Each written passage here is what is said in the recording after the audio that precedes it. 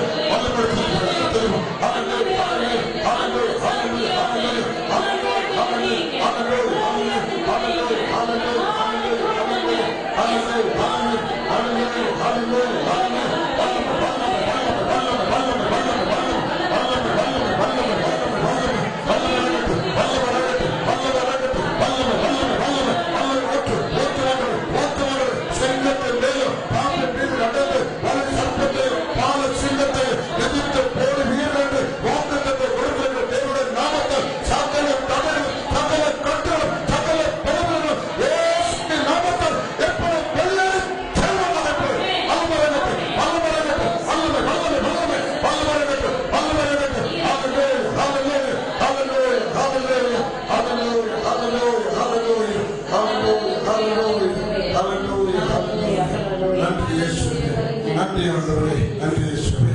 ஹalleluya ஹalleluya ஹalleluya ஹalleluya ஹalleluya ஹalleluya.